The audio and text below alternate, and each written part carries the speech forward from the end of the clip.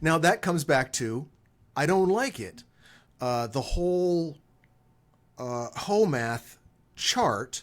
I'm trying to bring it back because that's what we sort of agreed to, and I'm not deviating. No. In my head, this is all part of the same. This has been my week.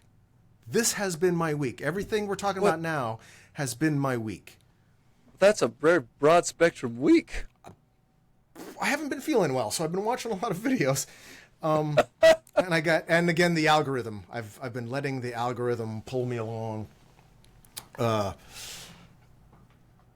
don't like it. The thing I don't like about the chart, where in particular, you saw the one with the chart where women are always trying to one up to get the branch higher, and they get Chicks set. Be hypergamous. Chicks be hypergamous. Hypergamous. I got. Gamous. That has to be a shirt. We have to make that shirt. Chicks be hypergamous. It'll get us killed, but it's a good shirt, or it's a good bumper sticker anyway. It's awesome. The evolutionary psychology is a science of primate psychology, and where it came from. The thing that I'm unhappy about with it is science, biology. I can learn everything there is to know about a flower. All the chemical interactions, how it grows, what nutrients it has. Everything I know will only enhance my experience. It doesn't take away from the beauty or how great it smells. Right. Evolutionary biology, or maybe I should more specifically, applied evolutionary biology, makes the flower smell sour. The flower smells sour?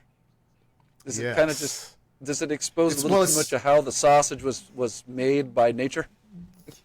Yeah, well, the Explains a little too much closely how the cow turns the grass into poo. yeah, well, it shows that the flower has preferences, and it might not like you smelling it. And that was, if the flower doesn't want you to sniff it, that sours the experience, right? And I think we've moved. Okay. I think we're talking about vagina here. I think we're talking about pussy. I think at this point the flower is pussy. I'm trying to be smooth here. You're smooth as the glass, flower, man. You just did a so flyby. smooth it didn't make sense. Yeah, I'm blonde. The point didn't make a ripple. I'm so smooth. I didn't make the ripple. Yeah.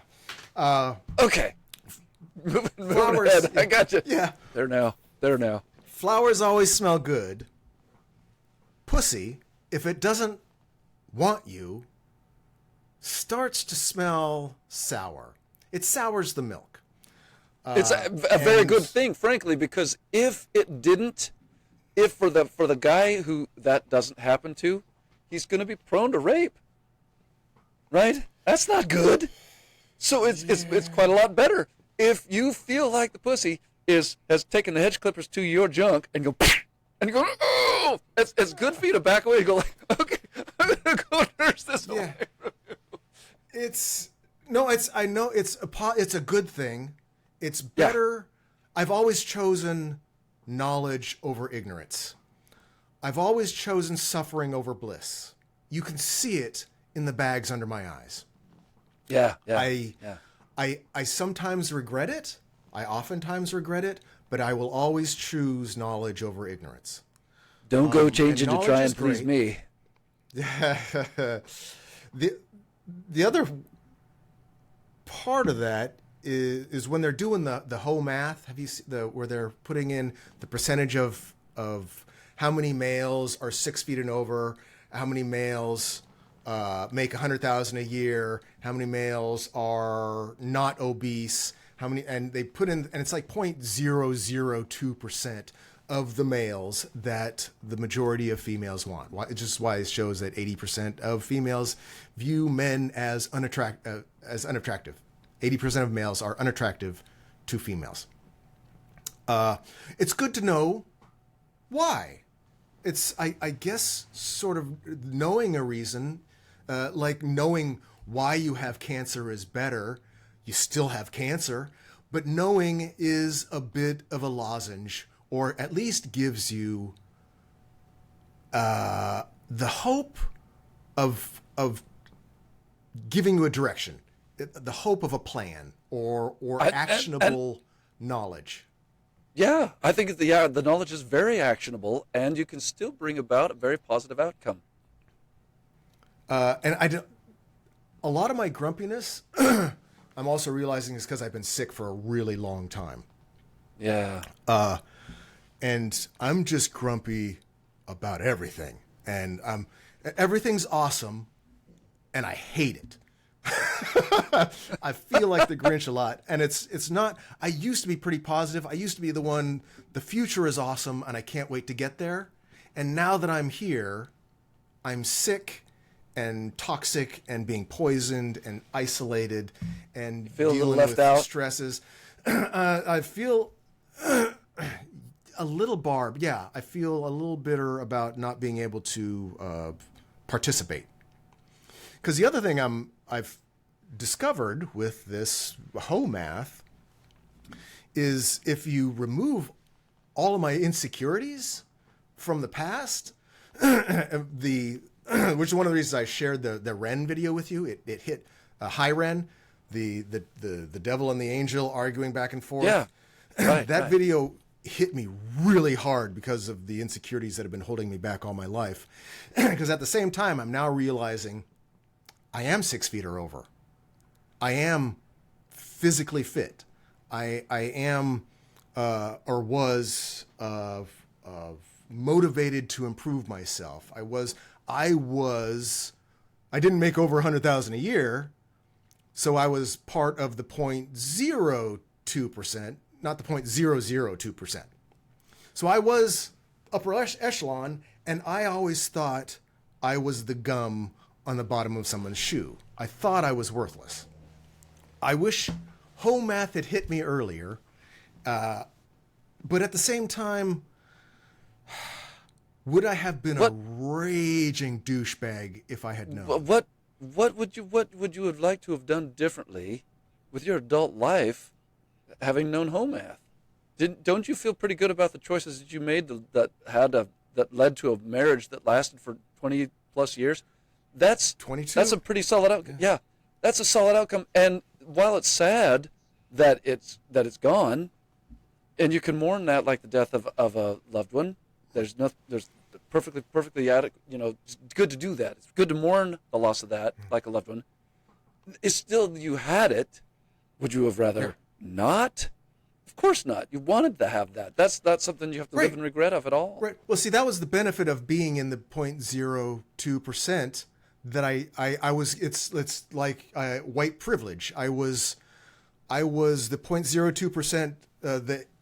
I don't want to say 8, 9, or 10 because I don't think I was that high, but I was a high level guy, except for maybe that, and I didn't know it. So I was getting the benefits of something, and I didn't know I was getting the benefits of my position, or I didn't realize how beneficial it was, and I was often in the corner going, I fucking don't fit in. I hate being here. No one likes me. I feel like a cast off. I'm always the third, fifth wheel or whatever. And I accidentally get the damaged woman that doesn't have the alpha male she wants. I always felt like that, but I didn't know. I never knew where I was on the chart. And I think now, looking back, I don't know how much I would have done differently. I think I would have had a lot more pussy. But I probably would have had a lot more diseases, too. So I think my insecurities probably saved me a lot of pain and anguish. But boy, I would have loved to have been more confident in myself. I think I would have accomplished more generally. And we always apply it to getting laid or the attractiveness of the opposite sex. But self-confidence has held me back from doing lots of stuff. I thought I was not very smart for a long time until the internet came along. And then I realized, oh, I like to learn stuff. And then I started comparing myself to other people learning stuff. And I went, oh, I'm actually pretty smart generally. And so if I had had the confidence of the internet back when I was a kid, I would have turned out differently. I mean, we can't go back. Here I am. I am here. I don't want to trade it because I would have been a different person. If I had done something different, I would be a different person. So I appreciate my past. I wouldn't go back and change it. And actually, that's another video I would like to do. The fantasy of going back in time and changing stuff or doing things or reliving the past. I have a theory on that. But if I'd had more confidence, I think I would have been farther. I probably would have had more confidence to write. I think I would have written more books while I was going through my discoveries, like the discoveries of psychedelics and discoveries of just aspects that I didn't realize before. If I'd had the confidence to know, oh, stuff I say isn't less important than other people, I might as well just type it down. I think we both would have gone farther although I don't want to say we both. You've always had a disgusting amount of confidence, outwardly anyway. Your outward body, you've always you are also over 6 feet, and this is something else that I was thinking about because my reality has shifted like 180 degrees since you came out as trans to me. My best friend that I didn't know is trans, so I'm now having to cycle in all the stuff I know with who I now know you are. Ironically, you are also on the high-level male chart. Quite ironically. And you didn't want to be. Ironically, yeah. I mean, if you're gonna be trapped in the wrong body, you might as well have the good one. That's where I felt. That's kind of that I felt. Yeah, like, it's better than being a toad. I feel bad for the toads, but I'm glad I'm not a toad. Although with the chemo, I'm working on it. You see the rash? Do you see the rash? I do see the rash. Yeah, I like the look of the scruff and the hair. And I'm lazy. But anywhere I grow hair, the rituximab causes me to rash out. So I have to keep shaved, and after this I'm going to shave, and I'll be all red and blotchy and miserable, and I'm not going to make a video for a week. So it'll cut this one in 5 pieces. Yeah. So one of the things this has going down kind of the red pill, or the red pill adjacent, is I'm glad I'm getting through my sickness and I'm starting to see light and color again, so that when I get through this, I might actually feel some self-confidence based on maturity, facts, based on maturity, and based on information, based on where I find myself, and that I can see it more clearly.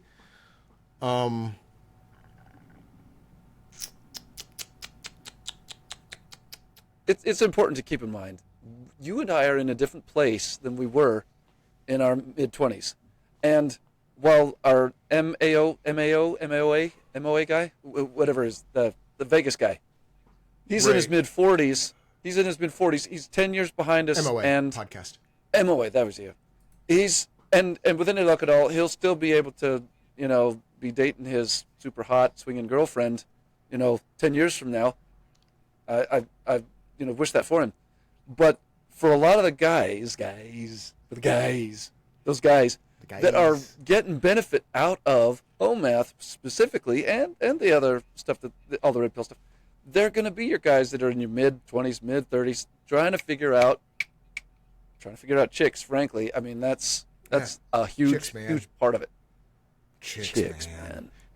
They're trying to figure this stuff out. And you and I have already kind of had a few of those epiphanies. We've had our long-term relationships, and we did it the hard way, as Gen X should.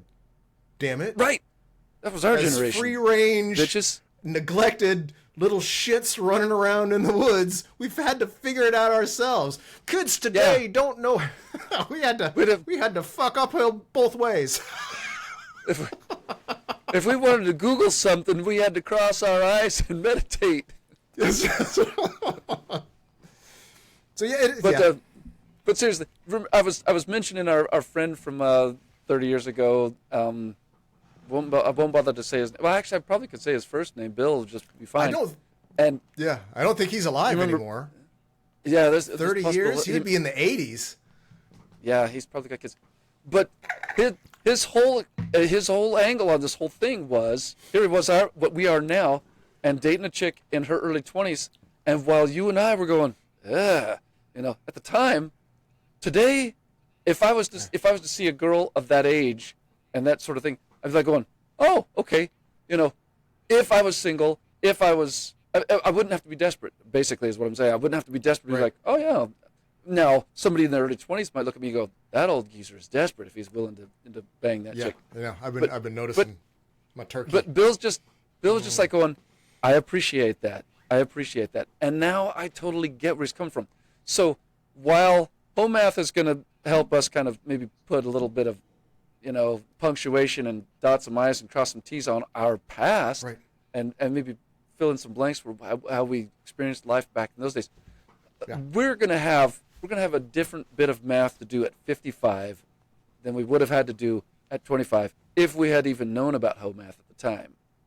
And not for nothing, but you could have had Duty there explaining home math to me to the nth in my 25s, in my mid 20s, and I would have been like, oh no, that I don't care about that. Doesn't matter to me. I don't give a damn. That might work for somebody else. My angle is I play guitar in a band. That's all I need to know. So right, but it would have been because it would have been great information, but I wouldn't have been open to hearing it. I wouldn't have cared. I think you wouldn't have cared really, but that's because you were already at the top of the scale then. And so it's not that you wouldn't have cared. You wouldn't have worried about it. You would have looked at it and gone, yep. Just like you're not really worried about evolution by natural selection, right? You're not sweating it, going, God, I'm glad I knew about that because I would have jumped off the cliff with the rest of the lemmings if I hadn't known about evolution. It's so the fact that it's here now, or that it's a science, it's an applied science. It's an application, and it's totally real. I totally agree with it. Right. I totally see that it makes total sense. And if I find myself in a place where I'm single again and having to scam on chicks, I'll probably be doing that math in a big way. I think for us at the time, I don't know. In fact, I know you remember, we were so desperate to improve ourselves in any way, we were memorizing the dictionary. Oh, that lasted all of about 3 weeks. Yeah, but we went on to something else, and then there was Robert Kiyosaki, and then there was whatever. We were going balls deep into whatever red pill, because these are all red pill, manosphere, capitalist guru Tony Robbins. Yeah, oh yeah. I was trying everything that I thought might work. We were just always short of what was that thing? Think it, and it becomes the wish. We were just short of the wish,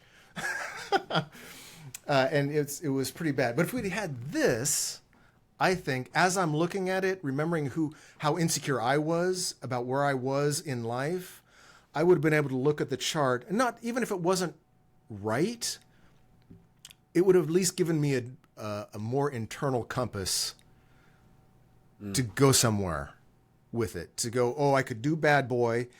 I was never a bad boy. I wasn't ever a bad boy. As I've gotten older and grumpier and bitter, my bad boy has come out. More from pain than from ego, but there are things on both the bad boy list and the good guy list that I could have crossed to get there. Or I would say you had a lot of crossover. The other thing I think it would have helped us is that I say us because every time I'm thinking of the past and of myself and what we were doing, I'm having to remember you're a woman piloting a male meat sack with a remote control in your head. And so I'm having to go, no, it's not me. I was thinking the bigger muscles I got, the stronger I got, the better chance I'd get laid. And also because I was scared shitless of the rednecks. And so I needed to be able to defend myself because I was a weirdo, long-haired weirdo, dressing exactly like this, actually. Yeah. Back then. I think I would talking have mostly about when you were view. in Portland, right? This has been mostly Manti. Portland time because, and Manti too. But by the time we got to Florida, you were dating hot chicks and you were dating singers, and I didn't feel I deserved it. I didn't feel like that didn't matter. It was that imposter. That was imposter syndrome. I had imposter you syndrome. Sure might have been imposter, but you were still doing it. I was doing it. So I was benefiting from something I didn't understand. And I think I'm probably more talking from my own perspective then. Yes. If I had understood this better, I would have been happier with where I was. Instead of going, man, I suck, and all I'm getting is pity pussy, and I'm only here because she what you're suggesting then someone better is, at the time. Yeah, what you're suggesting then is that if you had known home math, while you might not have made any different choices, you would have felt way different about the situations you found yourself in. Yeah. That's super valuable. That's super valuable, and it's hugely beneficial. While you don't get the benefit of having that in your memory, you still have somebody to live that's the memory going through what I did will. Bingo. Yeah. You still have to live the memory of that you were able to date some very fine girls, very nice girls, very beautiful girls, and have that work out exactly as it worked out. And not for nothing, I'm in the exact same boat. Just so that you can be totally aware. Even while I was driving my meat suit, my meat suit around, let me just give you I'll just give you one quick for instance as long as we're talking about the Wayback Machine and changing the past, because obviously I can't, and obviously I wouldn't ultimately, because it was I feel like I'm in a good place right now, definitely, but if I had had a shred of the self-awareness that I thought I had in 2008, I would not have left that girl for for what I thought was the mega hottie. I would never have done that. I thought I was. You don't think you don't think you were trying to way more cash up? You don't think you were trying to upgrade? I was indeed. But the thing is that I left what was true love for something that was fool's gold. And that sounds so cliche to say. And if you had said to me back then in 2008, hey, you're leaving true love for fool's gold, I would have said, did you see that over there? Yeah. Are you looking at the shiny? It's super shiny. You're out of your damn mind. You can't be thinking for a second that I'm going to stay over here and not go over here to that. You're out of your mind. But that is the lack of self-awareness. I thought I had it figured out. I thought I was self-aware, but clearly if I was as self-aware as I thought I had been, I would not have left true love for crazy. What you doing, Tiger? Hold on. I'm talking to Paul. Hey! Yeah? Are you okay? Hold on a second. Do you need some help? No, I'm fine. Okay. I'm fine. I just wondered who you were talking to. I'm talking to Paul. Oh, yeah. Hey, Bill. The internet. Huh. Paul says That's hi. Sean's dad. Paul says hi. Yell out, hi, Paul. And the rest of the internet says hi, too. Hi, Paul. Yeah. And say hi to the rest of the internet while you're at it. Yeah. And tens of people are going to hear it. Tens of people? Tens of people. Oh, This will be the video that goes viral because of Bill. you got it open on like... It goes on. It's online. Huh? It's on the internet. Oh, You know, kind of like what the Hales do. yeah. That's what I'm kind of doing. I was just wondering. I heard you talking and talking. Okay. And, I didn't think you'd be up for a little bit. well, I didn't know when you talked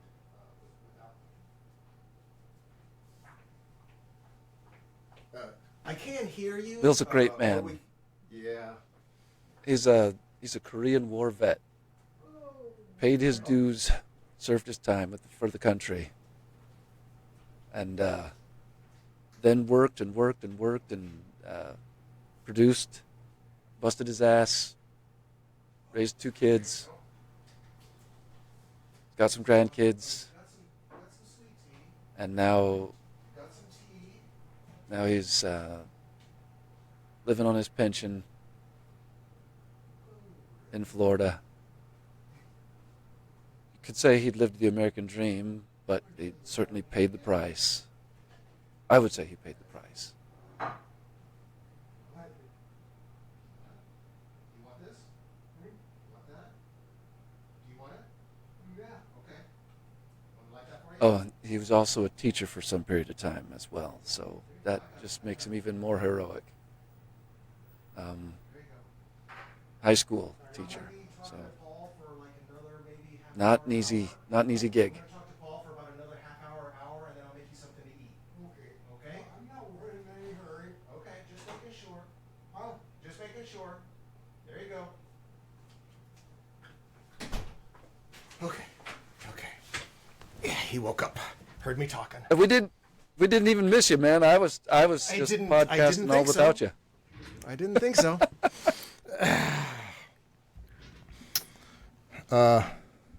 Yeah, we were talking about home math, insecurities. You wouldn't have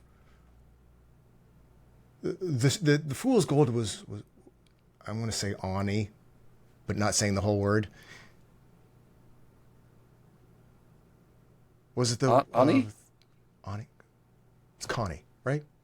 Oh no! You're thinking of a different girl. Oh, okay. That's ancient history. God love her. No, we're talking about. We're talking about Was the girl in Oregon? Bev. No. Talking about Bev. Oh. Yeah. 2008. I thought okay, different time. I thought we went in the way back. Yeah, you man. Okay. Yeah. See? I was in my mid 30s, late You dove 30s. straight into crazy. Okay, yeah. Right. Sorry. In my mid 30s, and you would have thought that by your time you're in your mid 30s that you're way too, mature to make that kind of a mistake, and be lacking in that kind of self-awareness. It was a real, it was a wake-up call in a lot of ways that makes me think, okay, so no matter how self-aware I ever think I am, I have to be ready to be. I have to be ready to embrace the notion that no, I was actually still not as self-aware as I ever thought. Yeah. And we probably never hopefully- will be. Hopefully that tiny little bit of awareness right there can keep me from making another mistake like that ever again. Again, I can't totally regret it because it led me to this place. I wouldn't be in this place if I hadn't done that. But holy crap, what a price to pay. What a cost of damage to other people who I would probably have preferred not to damage or hurt. The cost was just, for that kind of a lesson in life, that was a huge cost. It says you did go to the crazy, and I didn't understand it, and I, coming from a place of my own crazy and insecurity, the thing that I appreciate about my decisions is my exes are good friends. I still go out and visit and like my ex, most of my exes, and all my exes really. I still own a business with my ex-wife, so none of mine went anywhere. So you were mentioning the loss and missing that and grieving the damage. That I haven't lost anything, so that's one of the things that I feel grateful for with my decisions. But yeah, you dove straight into crazy town. So you might be feeling a little bit more confident about the choices that you've made in life, even if they were made in a place of, lacking in or not feeling like you were overly confident. You still got to the place where you made some good choices and had some very, very fine results out of those choices. Yes, I wouldn't have traded these experiences, but it does when. Yeah, I guess it's a weird place that I find myself in. It's because giving me the confidence. But what I've done has burned a relationship to the ground, burned a second relationship to the ground, and from out of that, gone through a period where I was like going, I don't even want to see if I can try to date girls because all I ever do is ruin their life. That's a hell of a place. So you was going to say something just there as I was interrupting. Hope I didn't kill your train of thought. No, it's again realizing my privilege, and it feels weird, and I'm still not comfortable with it. I still feel like imposter syndrome, because I'm having to, as I'm remembering and as we're talking about it, and where I am right now, my exes were all amazing women. Let's get clear on your privilege for a second real quick. Is that privilege as the result of your socioeconomic status? No. Is it not privilege? Economics. Exactly. Is it privilege as a result of your skin color? No. No. It is a privilege. I didn't pick. It is privilege, but where is it really coming from? Could it be possibly from the way you were raised, or maybe, as you might say, not raised? It was not raised. The privilege the way I was not raised. I don't mean privilege, because there's the idea of white privilege. You have benefits based on something you didn't do. So that is a thing, whether that's, if you agree with it or not, that as a concept, there is that concept. There's also my privilege was, I did a shit ton of work. So it's worked for, as I'm thinking about it, I was always fit because I was always putting in the effort to work out. Right. I was generally reading and keeping myself intelligent, bringing up my skills. I was doing the things I was supposed to do to better myself.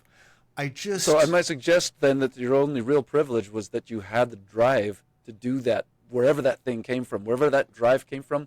That was your privilege. Because not everybody's born with that drive, you cocksucker. I guess not. And I lost it. So I suppose you're right, because I've lost it for about 10 years because of the illness. I lost all my drive, and I sunk into depression, and I was in a bad place. As one would. And I'm trying to swim out of that. But when I guess privilege is the wrong term. I was benefiting from effort I was unaware I was benefiting from. Okay. I had put myself in a position, and I didn't realize that the attention or the opportunities I was getting was based on that effort. I didn't realize it was my you were winning and you didn't know you were winning. That was it. I was winning and I didn't, and I was winning and it felt like losing. How sad is that? I still, looking back, I appreciate the memories. I appreciate what I did. That's but good. if it feels like you're crawling through broken glass, and if it feels like suffering, and then looking back you go, oh, those were the good times, it sours a little bit of it. But it's also one of the things, what I was getting at is knowing this, having these revelations, revisiting examining my life, a life examined, doing that is actually motivating me it's making me realize that I have more agency than I thought. I have more resources than I thought, and I'm in a better place than I thought. So I appreciate what the red pill adjacent movement, because it's not the red pill. I'm not I am an angry incel, but I'm not. But not because you're also because a fan I'm of the Matrix. Yes, but my incelerity, my famous incel position, incelebrity. My incelebrity is because of disease, because of chemo. Otherwise, I might suggest that you're not an incel at all. If at anything, you are just a volcel. And we don't want to get those terms confused at all, because there's probably a lot of people who, on the outside, somebody's going to go, "You're an incel," but the real truth of it is they're a volcel. I'm a volcel, and yeah, I could go out. Yeah, I could go out and get laid, but I don't want to catch a cold and die.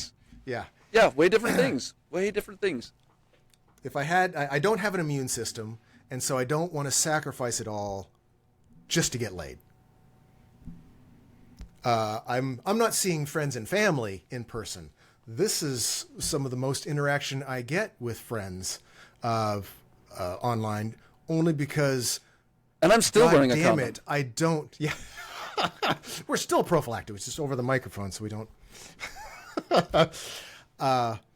I don't want to die from something stupidly preventable. If all I had to do was stay the home and not risk it for a year. My same criticism, by the way, of right-wing, anti-vax, COVID-denying nutters. It's like,